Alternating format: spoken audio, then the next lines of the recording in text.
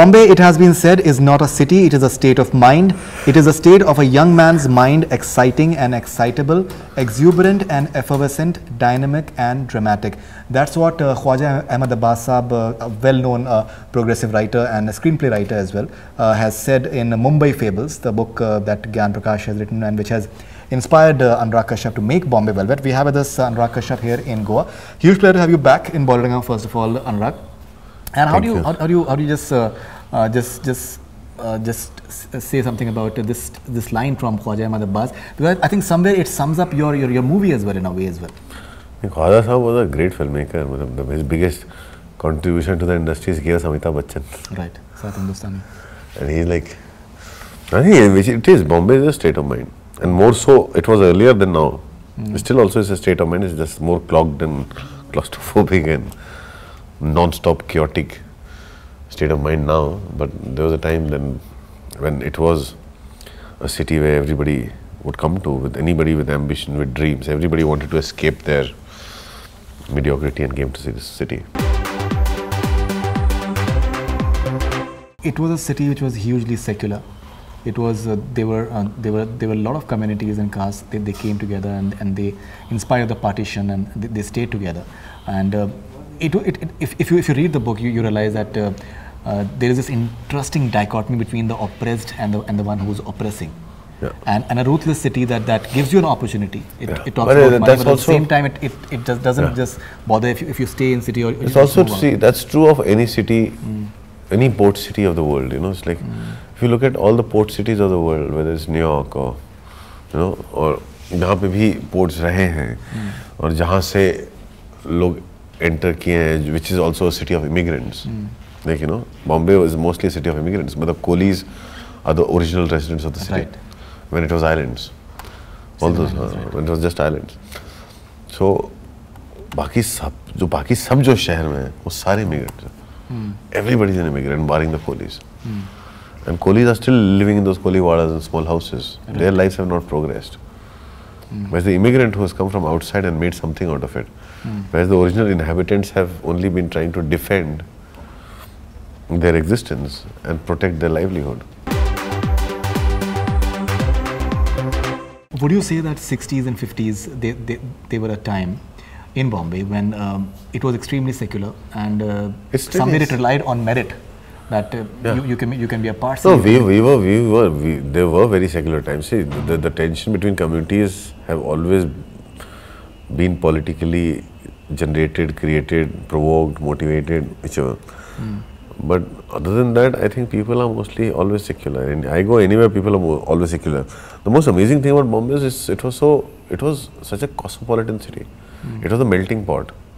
तो चाहे वो गुजरात से आ रहा हो, चाहे वो बिहार से आ रहा हो, चाहे वो साउथ इंडिया से आ रहा हो, it was a melting pot. वो होता है ना, जबकि सारा दिन भर का बचा हुआ खाना एक साथ डाल देते हैं कढ़ाई में और उसका सूप बनाते हैं. तो Bombay was like that. It was a melting pot and हर तरह का आदमी यहाँ आता था.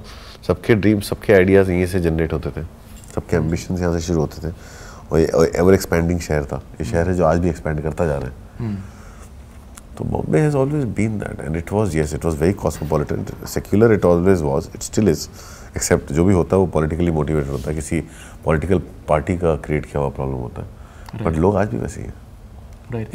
I'm not too sure if it is still like that, because like what Gyan Prakash says the way the Edward's statue was removed and Shivaji's Saab's statue was that's all political. It was all political. It's all political. That all happened when Shivajana came into power. It wanted to bring its own sensibility. I'm saying, which is what it is. Like, look at Bengal. 7 cities have been renamed. Right, absolutely. By the CM. It is. And like if you go to UP, you will see all these massive monstrosities, like these statues of politicians who are like still alive. Now, yesterday at the concert, you spoke about Sylvia, and Nanavati's wife, English wife, and the entire murder case, Prema Ahuja. She had an affair with him, and how that case, it became hugely talked about at that point of time, and it was the most widely. See, Rusi Karanji and his paper was Glitz. actually Blitz, yeah. You're calling it glitz in the movie. In the movie the paper is glitch because it's not exactly that we are following Mr. Karanjia. And current is being called torrent. Yeah, no, in this is, yeah. The idea is that two newspaper barons were fighting. One is torrent and one is glitz. Correct. We have like borrowed stories from both those things, but it's not really a recreation of current or blitz. But you know, it's like Mr. Karanjia kind of made Nanavati into a hero, national hero. Right, the version. By writing about the way he was projected in the story, and it also kind of had an impact on the judgment. Right. And that story has been made into a film. It's still again being made into a film. Love affair. So see, my thing was like, it was like, you know, jazz came in it kind of took its birth in New Orleans, where, you know, it was a music that when they sang, and it would also kind of, in the times of the America when there were slaves and Civil War times and everything, the music became, it kind of emerged out of that church choir music. It emerged out of so many places. The music became their solace. People would stand in the place and they sing. And they sing and to escape the kind of oppression. Right, exactly. And that music also started to imbibe the stories of oppression. And slowly it progressed with times, with the world changing.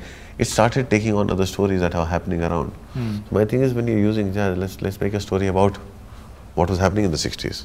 Absolutely. And what was happening in the 60s and the times, and what Blitz was instrumental in was the Nanavati case. So let's build a song around Sylvia. I gave him the whole story and he came up with the song. Amitabh came up with the song Sylvia. Right. And I think that the lyrics as well, I think, are extremely relevant. Because if no, not just relevant. See, this is also, my idea was not that. It's like, you know, you're not really, in a sense, Sylvia is not a woman that, she wasn't a woman that you can, like, you know, anybody can fall in love. There's nothing there. But the perception was, it is based on the perception. The song is based on the perception of people. People made Nanavati into a hero and Sylvia became the villain of the story. Right. So the song is the people's point of view. It's not really, in the sense, what did the woman do? She didn't do anything. She just fell in love with the man. And how things happened after that. It became a sensation. Nanavati is a good-looking naval man. So what happened was he became... Women were throwing themselves on him. Yeah, women were throwing themselves at him, and every time he would be brought to court, all the women will stand there and they'll feel like he's been betrayed and I could love him. They would write love letters to him and they would like throw handkerchiefs with their lipstick marks at him, and he became the kind of a sensation. I think Manish Chaudhary is portraying Rusi Karanjia. Manish Chaudhary is playing Jimmy Mistry. That's what I'm saying. It's not exactly Rusi Karanjia. It's not really. It's not that we have based the character and followed the character like Rusi Karanjia. It's not really that. Yes, a lot of it is inspired from him and it's loosely based on him. It's not really him. But that must be like a very interesting character, because Rusi Karanjia in itself, there was a lot of sides to him. He could be like a hero, he could be a villain. Yeah, there's a lot of mystery around him as well. No, there's a lot. I don't think there's much mystery around him, but there is. In the sense, like he could be like a KGB. No, he was a very like an American agent as well. No, that was the accusation. Like the whole war and accusation, which we also play in the movie, is that Blitz was supposed to be a socialist paper, so meant to be having a socialist leaning, while Current was meant to have a capitalist leaning. Right. They said Current was funded by America because Dosu Karaka was actually. He studied at Oxford and he was the first Indian student union leader there in Oxford. Correct. So they said he had capitalist leaning and the other man had socialist leanings, and they were all stories. They were all stories. And Raj Kapoor went for premiere of Sangam there. His picture was published, and that kind of blew out of. Those pictures were there, and there were stories built around everything, and they were constantly writing to each other. And at the end of it, like, actually, I don't know how much of this is true, but they said that Mr. Dosu Karaka, ended up working because Current folded up, and Blitz still survives in form of Cineblades and whatnot. Samir, do you have a fascination with Bombay? Because we've seen, I think, you've portrayed, I think, a lot of in-depth this portrayal of Bombay in Black Friday as well.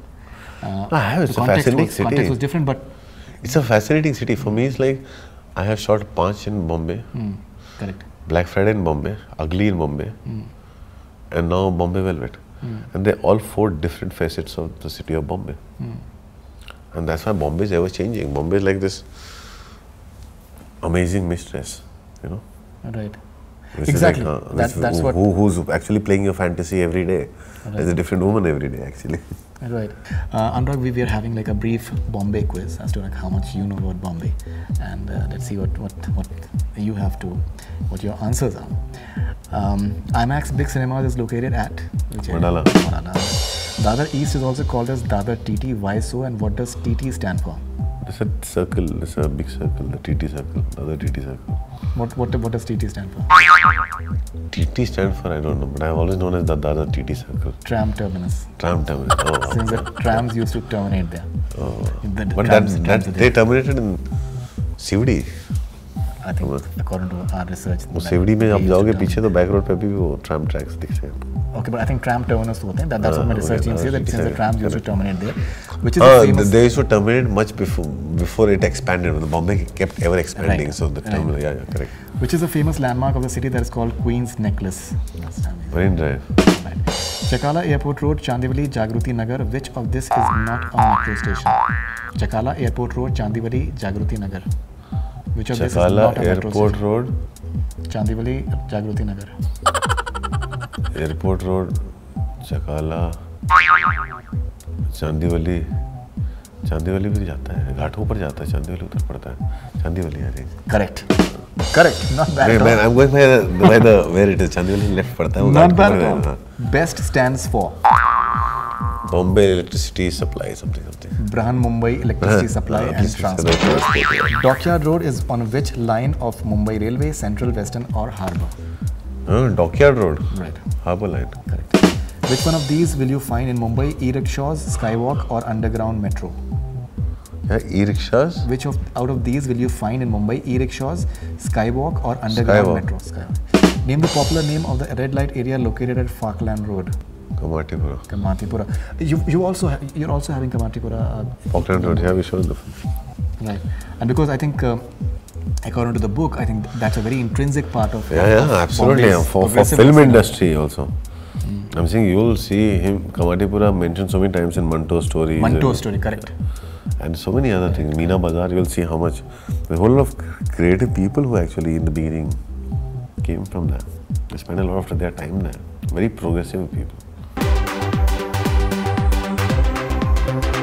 People who've seen Bombay Velvet, they've been, I think, saying wonderful things about it. Rishi Kapoor Sahib has said that Anurag wears Sri Lanka, all my bachpan Bombay, Ranbir your frenzy, Anushka your playback rendition, Karan that laughter scene, Manish, Vivan, etc. He's someone who can't be dishonest actually. He has to, whatever he feels like, he has to say that. But I'm glad that he's saying that, because there was a time the story is saying that he saw the film, he didn't like it. He never saw the film until 4-5 days back. Right. And a lot of other people, Subhash Kapoor has said that love Bombay Velvet, Ranbir kills it, don't remember a leading man so flawed and yet so charming in a Hindi film, super stuff. Do you feel vindicated somewhere that No, I know. My problem was people without knowing anything, without seeing anything, they talk. The vested interest creates stories. The problem is everybody buys it very easily. I think there was a time you would go and tell media somebody, like I pick up a phone today and call someone from the media, you know, this is happening. It'll be next day in the papers. It's as simple and easy as that. Nobody will come out and do a hard work of verifying something, to do their research.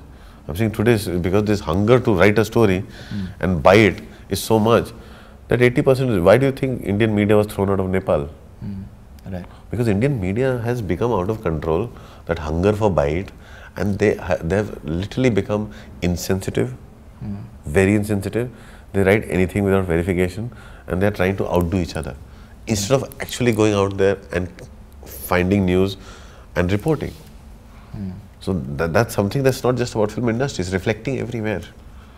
And that's what it is. It's as simple as that. I want to trash a movie, all I have to do is call somebody from the press and say, "Maine aisa suna." And they'll say, quote a source and create a story out of it. The detailing, when I saw the 7-minute clip yesterday, you know, the entire, the way it starts with the entire sepia toned, I don't know the exact terminology for that yellow, I think, color tone, and the roads and the entire, the cars. I believe you've spent a lot of time in detailing and just. Yeah, we have not just spent like, you hire right people. I think half my battle was won when I found Sonal Sawant. Right, correct. Because she is the first experience of mine as a production designer who actually would be there with me on every shot behind the monitor. Right. I have worked with lots of very good art directors. There was Wasik Khan, there was a whole lot of people. But I've never had the experience of art director who's every day with me on the set, who's looking after every tiny detailing. In fact, she told me that we kept on coming up with ideas, and at times maybe he didn't like it, but we still kept on throwing it at him. And but the team was so he said enthusiastic. That he listens to you. The team is so enthusiastic. So I think, you know, when I get her, when I got Prana on board, and when I get Niharika on board, they have been dying to work on a film where they can actually go out and do the detailing and research work. It's not about only making people look good, it's much more than that. So I found hungry people like that, and they actually took care of half my job. Ranbir has said in a recent interview that somewhere you were surrounded by people who, for whom you went out of the way to just ensure that they get a freedom in doing what they're doing, and many times they've contributed. See, I have always worked like that. I've lived my life like that. Yes, today RK was there and RK saw that, right? And because he's Ranbir Kapoor and everybody believe it, but my team has always, my working method has always been like that. I have not had a single person who's ever left me, who's worked with me. Fantastic. Finally, Anurag, if you'd like to say something about your key team members, Ranbir, Anushka, Karan Johar, Amit Trivedi and Neeti Mohan. I think I am a very fortunate person that I have always worked with people who have believed in me. Right. In spite of all the stories that float around and everything that happens, the people who meet me and they talk to me, they've always shown a lot of faith and has done everything for me. And I believe everybody somehow gives their best work and saves their best for me. Yeah, that's people have said. They always save their best. Somehow it just comes out, and it's there. I think somewhere everybody feels that secure. Right. I hope just there's a whole lot of misconceptions and notions in this industry about me. They should stop. Let's not get into that. No controversial stuff in this interview at all. So Anurag Kashyap, thank you very much for being on BollywoodHungama, and looking forward to Bombay Velvet for sure. Yeah. And congratulations for making a movie where I think many a times हमारे पास सिर्फ एक projects बनते हैं. This is something that is like it's a labor of your love, and we genuinely hope that it is appreciated and does exceedingly well at the box office as well. Thanks a lot. Thank you so much. Thank you. Thanks a lot, man. That's all we have from BollywoodHungama. Keep on watching.